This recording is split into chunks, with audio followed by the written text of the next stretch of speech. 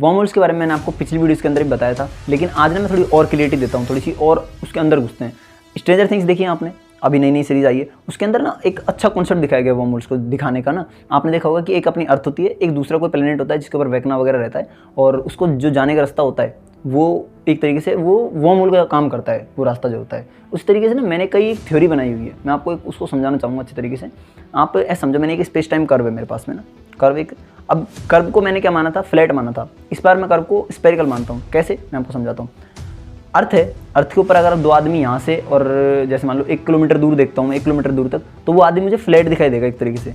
तो यहाँ से वो आदमी फ्लैट एक रास्ते पे दिखाई दे रहा है, तो मैं उस स्पेस टाइम कर्व को फ्लैट मान रहा था। लेकिन जब आप देखोगे अर्थ को, अगर थोड़ा और वाइडली तरीके से देखते हो, तो आपको अर्थ में स्पेरिकल दिखाई देगी।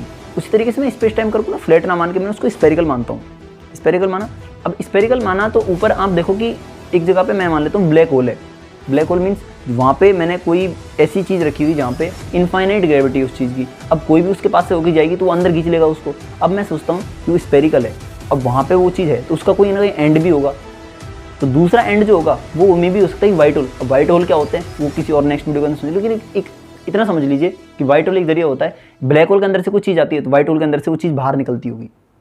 उसी तरीके से वर्म होल्स भी वर्क करते हैं मेरे हिसाब से, मेरे को लगता है ऐसा, मेरी थ्योरी है, मेरे को नहीं पता ऐसा होता भी नहीं होता है, क्योंकि ऐसा कहीं लिखा नहीं है कि फिर आप कमेंट में लिखोगे कि कहाँ से ऐसा, कहाँ पे लिखा हुआ है ऐसा, तो मैं थ्योरी बता रहा हूँ कि ऐसा कोई जरिया नहीं है। तो अगर मैं वहाँ से कोई बॉल डालता हूँ तो बॉल कहीं ना कहीं से निकलेगी, जैसे ही इंटरस्टेलर के अंदर दिखाया गया था, कूपर जो होता है वो उसके अंदर जाता है तो वैसे वो 5th डायमेंशन के अंदर पहुँच जाता है। तो यानी कि वो एक कहीं ना कहीं दूसरी डायमेंशन, अब डायमेंशन हो रही, डायमेंशन की बातें कभी और करेंगे, वो दूसरी डायमेंशन के अंदर पहुँच जाता है।